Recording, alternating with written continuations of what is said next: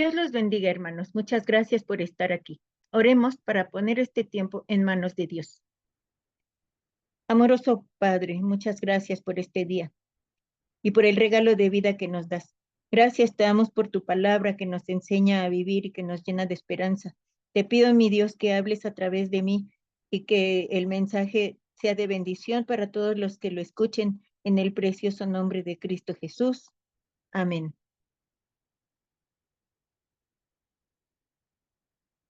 El mensaje que he preparado se titula El peso de las piedras y está basado en Juan 8, versículos 1 a 11. La historia conocida como la mujer sorprendida en adulterio o la mujer adúltera es la representación del juicio de una mujer. Un narrador tiene a su cargo la mayor parte del relato. Los acusadores intervienen una vez de manera extensa y la mujer también una vez muy brevemente. Jesús hace uso de la palabra en 3 ocasiones. En la primera se dirige a los acusadores y en las otras 2 establece un diálogo con la mujer. Veamos este juicio en un corto cinematográfico.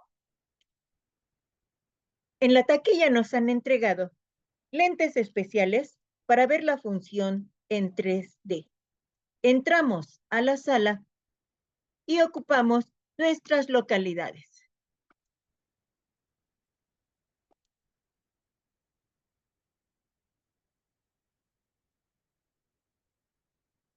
Y Jesús se fue al monte de los olivos. Al iluminarse la pantalla vemos al Señor Jesús orando en el monte de los olivos, acompañado de algunos de sus discípulos. Cuando ellos ya se han dormido, él también se recuesta sobre la hierba. Y por la mañana volvió al templo y todo el pueblo vino a él, y sentado él les enseñaba. Ahora, el Señor está sentado en la entrada del templo delante de mucha gente que ha venido de distintos lugares solo para escuchar sus enseñanzas. Entonces los escribas y los fariseos le trajeron una mujer sorprendida en adulterio. Y poniéndola en medio le dijeron, Maestro, esta mujer ha sido sorprendida en el acto mismo de adulterio. De pronto irrumpe un grupo de escribas y fariseos que trae consigo a una mujer y la ponen entre el Señor y el pueblo. Han tomado el templo como un tribunal y exhiben públicamente a la mujer. Llaman a Jesús maestro, como si en verdad estuvieran allí en busca de enseñanza. Y en la ley nos mandó Moisés apedrear a tales mujeres. Tú, pues, ¿qué dices? Los acusadores se refieren a la sanción que corresponde aplicar a los adúlteros, solo que lo hacen de manera inexacta. La ley de Moisés condena a la mujer que adultera, pero también al hombre con quien lo hace. Nos preguntamos entonces no solo dónde está ese hombre, sino también por qué los escribas y fariseos pudieron ser testigos del acto. ¿Qué hacían en ese lugar? ¿Acaso la estaban vigilando para sorprenderla en el momento preciso?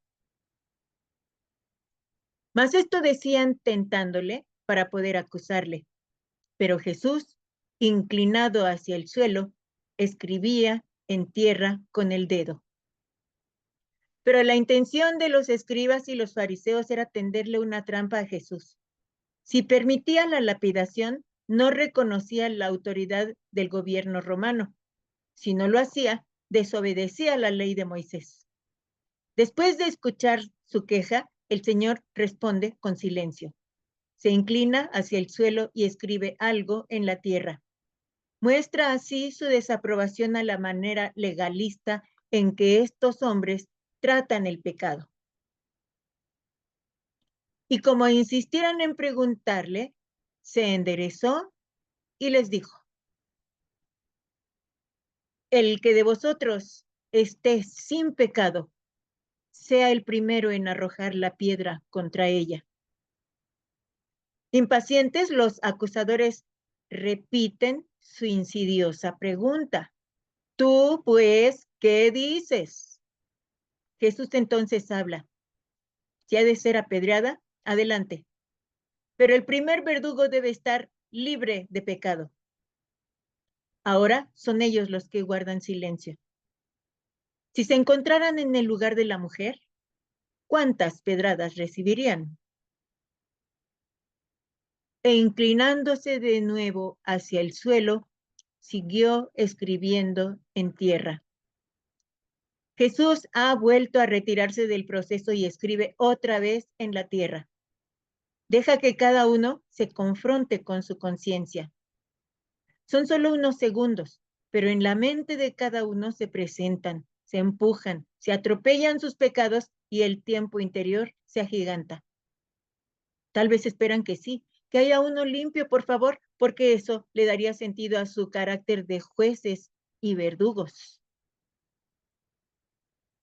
Pero ellos, al oír esto, acusados por su conciencia, salían uno a uno, comenzando desde los más viejos hasta los postreros, y quedó solo Jesús y la mujer que estaba en medio. Los acusadores habían traído piedras en las manos, estaban dispuestos a ejecutar a la mujer, pero luego de escuchar la sentencia, cada uno mira su propia piedra. Quizás es directamente proporcional al tamaño de su pecado. Uno a uno comienzan a salir. Primero, los más viejos, los más sabios o los que más pecados tienen. Y después de ellos, todos los demás. Habían llegado acusando a gritos a una sola mujer. Y Jesús establece la culpa de todos ellos con su sola respuesta. Cuando el Señor vuelve a incorporarse, los acusadores han desaparecido. Enderezándose Jesús y no viendo a nadie sino a la mujer, le dijo, mujer, ¿dónde están los que te acusaban? ¿Ninguno te condenó? La mujer se ha quedado en su lugar, el de acusada y culpable. Es mucho lo que ha sufrido, el haber sido descubierta, el abandono de su amante, la rudeza de los que la apresaron, su exposición a la condena pública. También sufre el reconocimiento de su propia culpa. Merece todo ese sufrimiento, pues hizo lo malo a sabiendas. Ahora ya no están los acusadores. La mujer siente por primera vez la mirada de Jesús y escucha su pregunta. ¿Dónde están los que te acusaban? Más que sorpresa, expresa ironía. Nadie se halló sin pecado. Ella dijo, ninguno, Señor. Entonces Jesús le dijo, ni yo te condeno. Vete y no peques más. Se hace un close-up. La mujer confirma que ninguno la ha condenado. Además, llama Señor a Jesús. Tal vez lo vio antes o escuchó hablar de él. Los escribas y fariseos lo llamaron maestro. La mujer reconoce su autoridad. Ahora Jesús con sus palabras expresa su actitud hacia el pecado y la libera en 3 tiempos. Le dice, ni yo te condeno, y ella queda libre de sus pecados pasados. Le dice, vete, y le da libertad para el presente. Y al decirle, no peques más, le promete libertad del pecado en el futuro.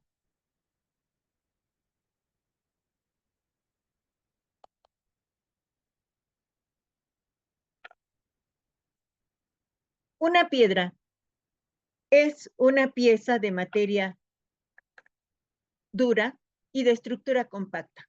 Las hay de muy diversas formas y tamaños. Desde la antigüedad, las piedras han sido utilizadas como materiales de construcción, pero también se han usado con fines destructivos, como armas de defensa y ataque. Por su consistencia rígida que garantiza una larga duración, se les ha dado además un sentido simbólico, el de la trascendencia, que es posible comprobar en monumentos, esculturas y lápidas. Analicemos el pasaje de Juan 8, versículos 1 a 11, a través de 3 piedras y veamos lo que nos enseña. 1. La piedra en la mano o esta piedra sí se ve. El que esté sin pecado sea el primero en arrojar la piedra. ¿A qué culpable no le gustaría escuchar este dictamen? Nadie puede juzgarlo porque cada uno carga con una culpa, crimen o pecado. Nadie está limpio. Esta sentencia podría interpretarse como un permiso para pecar, pues como no hay uno libre de pecado, nadie puede castigar o sancionar a otro. Si se aplicara esta regla en el sistema legal humano, las funciones de juez quedarían inválidas. Pero en el caso de la mujer sorprendida en adulterio, ¿quién es el que la ha dictado? Jesús, el Hijo de Dios, el único sin pecado, el juez justo, el que fue enviado al mundo no para condenarlo, sino para que el mundo sea salvo por él, como nos dice Juan 3:17. En el capítulo 7, los adversarios del Señor habían enviado alguaciles para prender a Jesús y luego matarlo. Ya que no pudieron conseguir sus propósitos, ahora vienen con otra estrategia. Utilizan a una mujer a la que piensan ejecutar públicamente y acabar también con Jesús. No imaginan que encontrarán primero el silencio y después el dictamen que los desarmará y hará que se retiren en desbandada. Examinemos nuestras acciones. ¿Cuántas veces vimos la paja en el ojo ajeno, pero no la viga en el propio? La enseñanza es que todos somos pecadores. Esa es nuestra naturaleza. Como nos dice Primera de Juan 1:8. Si decimos que no tenemos pecado, nos engañamos a nosotros mismos y la verdad no está en nosotros.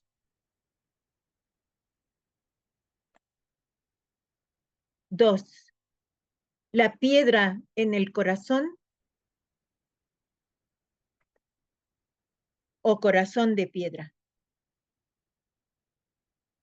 Los fariseos enseñaban la ley de Moisés de modo estricto y riguroso y promovían la pureza sacerdotal, pero sus prácticas obedecían más a la tradición que al cumplimiento de la ley. Para ellos, las enseñanzas de Jesús se oponían a sus tradiciones rígidas y por eso trataban una y otra vez de hallarlo en falta o contradicción. Algunos hacían copias de los textos de la ley y los profetas. Así que al citar de manera inexacta lo que mandaba Moisés en caso de adulterio, no lo hicieron por desconocimiento, sino porque lo que querían era encontrar un motivo para acusar a Jesús. Levítico 20:10 dice, si un hombre cometiere adulterio con la mujer de su prójimo, el adúltero y la adúltera indefectiblemente serán muertos. En Deuteronomio 22:22 leemos, si fuere sorprendido a alguno acostado con una mujer casada con marido, ambos morirán. El hombre que se acostó con la mujer y la mujer también. Así quitarás el mal de Israel. En su necedad causada por su corazón de piedra, los escribas y fariseos se levantaron como justicieros y defensores del orden, juzgando a la mujer con premeditación, alevosía y ventaja. Y no estaban calificados para hacerlo. Antes tenían que evaluarse a sí mismos. Si lo hubieran hecho, habrían sabido que en realidad querían vengarse de Jesús. Pero la venganza es atributo de Dios. Nos dice Romanos 12:19, no os venguéis vosotros mismos, amados míos, sino dejad lugar a la ira de Dios, porque escrito está, Mía es la venganza, yo pagaré, dice el Señor. También es atributo de Dios la justicia, que abarca juicio, misericordia, santidad, servicio. Ser justos es cumplir la voluntad de Dios. Nos dice Miqueas 6:8. Oh, hombre, Él te ha declarado lo que es bueno. ¿Y qué pide Jehová para ti? Solamente hacer justicia y amar misericordia y humillarte ante tu Dios. La enseñanza es que nadie nos conoce mejor que nuestro Creador. Pidámosle a Él que examine nuestro interior y nos dirija de acuerdo con su voluntad. Examíname, oh Dios, y conoce mi corazón. Pruébame y conoce mis pensamientos y ve si hay en mí camino de perversidad y guíame en el camino eterno. Nos dice Salmo 139, versículos 23 y 24. 3. La piedra en la espalda o la carga del pecado.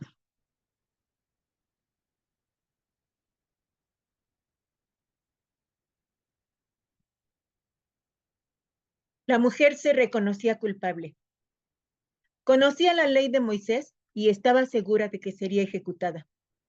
Al escuchar las palabras de Jesús, llegó a pensar que sí, que tal vez habría entre esos grandes dignatarios de la ley uno libre de pecado. Si ese uno le arrojaba la piedra, vendrían enseguida todas las demás. Nadie había venido con las manos vacías. Pero en lugar de eso, escuchó el ruido de piedras que caían y de pasos que se alejaban. Los primeros, mesurados. Los siguientes, presurosos. Solo eso. Y ella permanecía en su lugar, con el peso de su pecado a cuestas. Una carga que le impedía ser feliz. Ahora estaba libre de la muerte, pero no del pecado que es causa de la muerte, como nos dice Romanos 6:23, porque la paga del pecado es muerte, mas la dádiva de Dios es vida eterna en Cristo Jesús, Señor nuestro. A ella le faltaba todavía escuchar otra sentencia, una que la comprometiera, que le diera sentido a su vida. Vete y no peques más. Son las últimas palabras que Jesús le dice a la mujer. Es un mandato que incluye una promesa. Cristo Jesús nos conoce a la perfección y sabe que el pecador no puede dejar de pecar por sus propias fuerzas. Por eso pide del redimido o de la redimida una vida recta, pero también le ofrece el poder del Espíritu Santo para vivir libre del pecado. Esa libertad le dio una nueva identidad. Nadie sabe su nombre. La Biblia no nos lo dice. Se le conoce como mujer adúltera, pero su pecado no la definía, y menos después de haber sido perdonada. Examinemos nuestra identidad. ¿Alguna vez nos hemos sentido definidos por nuestros errores y pecados? La enseñanza es que al creer en Cristo Jesús como nuestro Señor y Salvador, adquirimos una nueva identidad. Como nos dice 2 de Corintios 5:17. De modo que si alguno está en Cristo, nueva criatura es. Las cosas viejas pasaron. He aquí, todas son hechas nuevas. Los escribas y fariseos creyeron llevar a la mujer hacia la muerte, pero la llevaron al encuentro más importante de su vida, al encuentro con Jesús, que le daría perdón y salvación. El Señor aplicaría la justicia de un modo diferente. Tomaría el papel de abogado defensor. Unos días después clavaría en la cruz los pecados del mundo y redimiría así a todo aquel que reconociera su pecado y se arrepintiera.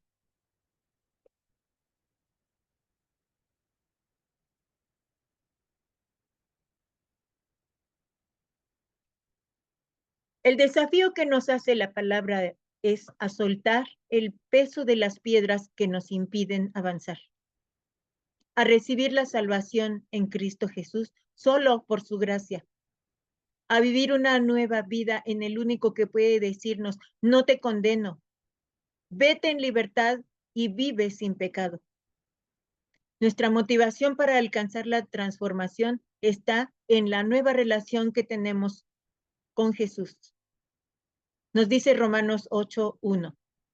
Ahora pues, ninguna condenación hay para los que están en Cristo Jesús, los que no andan conforme a la carne, sino conforme al Espíritu. Vamos a orar. Bendito Padre Celestial, muchas gracias. Muchas gracias porque fui traída con la carga de mi pecado a cuestas. Y tú, mi Señor y Salvador, me rescataste de la muerte, pero también me rescataste del pecado. Gracias por la gracia y la misericordia que derramas sobre mí, porque tu justicia se manifiesta en mi vida y en la vida de todos tus hijos. Te alabamos, mi Dios, porque eres juez y justo y abogado defensor, y porque solo en ti encontramos gozo, paz y plenitud de vida. Gracias por la transformación que haces en mí, en el nombre de Cristo Jesús. Amén. Que Dios los bendiga. Muchas gracias.